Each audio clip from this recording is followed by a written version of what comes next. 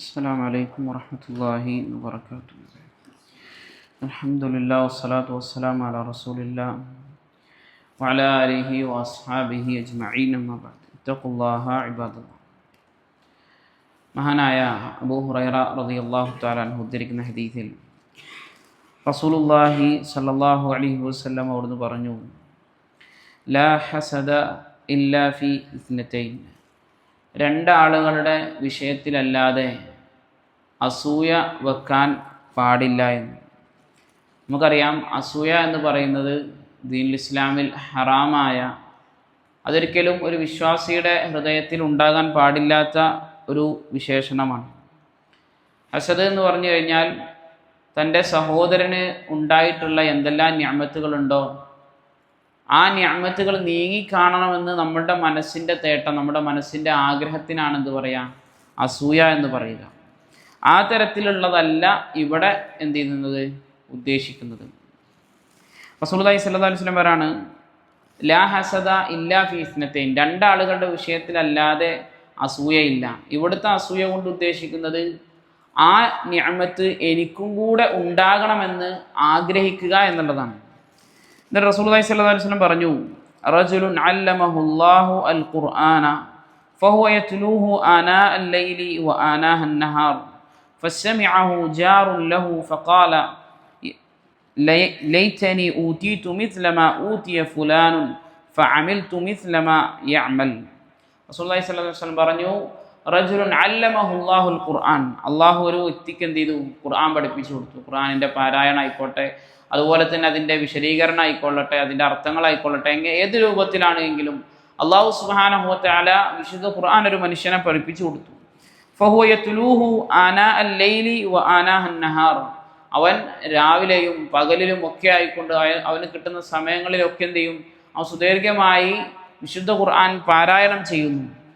ഫസമിഅഹു ജാറുൻ ലഹു, അവൻ്റെ അയൽവാസിയായ മനുഷ്യൻ ഇത് കേൾക്കുമ്പോൾ ഫഖാല ലൈതനി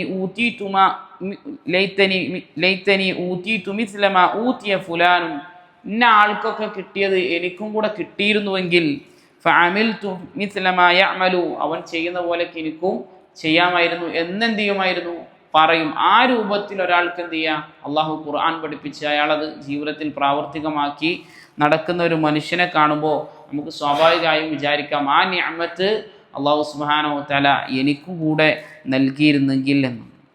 രണ്ടാമതായി റസൂൽ കരീം സല്ലല്ലാഹു അലൈഹി വസല്ലം പറഞ്ഞത്, വറജുലുൻ ആതാഹുല്ലാഹു മാലൻ ഫഹുവ യുഹ്ലികുഹു ഫിൽ ഹഖ്, ചില ആളുകൾക്ക് അള്ളാഹു സുബ്ഹാനഹു വ തആല എന്ത് ചെയ്തിട്ടുണ്ട്, ഒരുപാട് സമ്പത്ത് അള്ളാഹു നൽകിയിട്ടുണ്ട്. ആ മനുഷ്യൻ ആ സമ്പത്ത് അള്ളാഹു സുബ്ഹാനഹു വ തആലയുടെ മാർഗത്തിലായിക്കൊണ്ട് തന്നെ നന്നായിട്ട് ചെലവഴിക്കുകയാണ്. അങ്ങനെ ഫഖാല റജുലുൻ, ഒരാൾ പറയും, ലൈതനി ഊതീതു മിസ്ല മാ ഊതിയ ഫുലാനുൻ, ഇന്ന ആൾക്ക് നൽകിയതൊക്കെ എനിക്കും കിട്ടിയിരുന്നെങ്കിൽ ഫഅമിൽതു മിസ്ല മാ യഅമൽ, അവൻ ചെയ്യുന്ന പോലെ എനിക്കും ചെയ്യാൻ സാധിക്കുമായിരുന്നു എന്ന് പറയും. ആ രൂപത്തിൽ ഒരാൾക്ക് എന്ത് ചെയ്യുക, അള്ളാഹു സുബ്ഹാനഹു വ തആല ധനം നൽകുക. ഈ രണ്ടാളുകളുടെ വിഷയത്തിലാണ് എന്ത് ചെയ്യുക, പിന്നെ ഒരാൾക്ക് അസൂയ വെക്കാൻ പറ്റുള്ളൂ. അസൂയ എന്ന് പറഞ്ഞുകൊണ്ട് നമ്മൾ ഉദ്ദേശിക്കുന്നത് ആ നിഅമത്ത് എനിക്കും കൂടെ ഉണ്ടായിരുന്നെങ്കിൽ എത്ര നന്നായിരുന്നു എന്ന് ആഗ്രഹിക്കാൻ പറ്റുന്നുള്ളൂ. അതുപോലെ തന്നെ ദുനിയാവിൽ നമുക്ക് ലഭിക്കുന്ന ഏതേത് നിഅമത്തുകളായിക്കൊള്ളട്ടെ, അത് അധികാരമായിക്കൊള്ളട്ടെ, സൗന്ദര്യം ആയിക്കോട്ടെ, അതൊന്നും നമുക്കും ഉണ്ടാകണമെന്ന് ആഗ്രഹിക്കണമെന്ന് റസൂലുള്ളാഹി സ്വല്ലല്ലാഹു അലൈഹി വസല്ലം പ്രത്യേകം പ്രോത്സാഹിപ്പിച്ചില്ല. മറിച്ച് വിശുദ്ധ ഖുർആൻ പഠിക്കുകയും പഠിപ്പിക്കുകയും അത് ഓതുകയും അത് ജീവിതത്തിൽ പ്രാവർത്തികമാക്കുകയും ഒക്കെ കാണുന്ന ആളുകളെ കാണുമ്പോൾ നമ്മളും വിചാരിക്കണം, എനിക്കും കൂടെ ഇത് ലഭിച്ചിരുന്നെങ്കിൽ എന്ന്. അതുപോലെ തന്നെ സമ്പത്ത് ഉണ്ടാകണമെന്നുള്ളതല്ല, ആ സമ്പത്ത് ഉണ്ടായിട്ട് അള്ളാഹുവിൻ്റെ മാർഗത്തിൽ അയാൾ ചെലവഴിക്കുന്നത് കാണുമ്പോൾ നമുക്ക് തോന്നണം, അള്ളാഹു എനിക്കും സമ്പത്ത് ഉണ്ടായി, ഞാനും അള്ളാഹുവിൻ്റെ മാർഗത്തിൽ ചെലവഴിക്കുന്ന ഒരുവനായിരുന്നുവെങ്കിൽ എന്നുള്ളത് ഒരു വിശ്വാസിയുടെ ഹൃദയത്തിൽ ഉണ്ടാകേണ്ടതാണ്. എന്നാലൊരു ഭൗതികനായിട്ട് പിന്നെ ഈ ദുനിയാവ് കൊണ്ട് മാത്രം തൃപ്തിപ്പെടുന്ന ആളുകൾ, അവർക്കെന്താണ്, ദുനിയാവിന് സമ്പത്ത് ഉണ്ടാകണം, അധികാരം ഉണ്ടാകണം, സൗന്ദര്യം ഉണ്ടാകണം, ഈ രൂപത്തിൽ എന്തെല്ലാം കാര്യങ്ങൾ ഈ ദുനിയാവിൽ ഫഖ്ർ നടിക്കാൻ വേണ്ടിയിട്ടുണ്ടോ അതൊക്കെയാണ് അവർ സ്വാഭാവികമായിട്ട് ആഗ്രഹിക്കുക. എന്നാൽ മുഅ്മിനീങ്ങൾ അങ്ങനെയല്ല. അവരാഗ്രഹിക്കേണ്ടത് അവരുടെ ആഖിറവുമായി തഅല്ലുഖുള്ള ബന്ധമുള്ള കാര്യങ്ങളെയാണ് അവരവരുടെ ജീവിതത്തിൽ കൊതിക്കേണ്ടത് എന്നൊക്കെയാണ് ഈ ഹദീസിൽ നമുക്ക് മനസ്സിലാക്കാൻ സാധിക്കുന്നത്. അല്ലാഹു സുബ്ഹാനഹു വ തആല കാര്യങ്ങൾ കൃത്യമായി മനസ്സിലാക്കാനും അതനുസരിച്ച് ജീവിതത്തിൽ പ്രാവർത്തികമാക്കാനും എല്ലാമുള്ള തൗഫീഖ് നമുക്ക് ഏവർക്കും നൽകി അനുഗ്രഹിക്കുമാറാകട്ടെ. സുബ്ഹാനകല്ലാഹുമ്മ വബിഹംദിക അശ്ഹദു അൻ ലാ ഇലാഹ ഇല്ലാ അൻത അസ്തഗ്ഫിറുക വഅതൂബു ഇലൈക്. അസ്സലാമു അലൈക്കും വറഹ്മത്തുള്ളാഹി വബറകാതുഹു.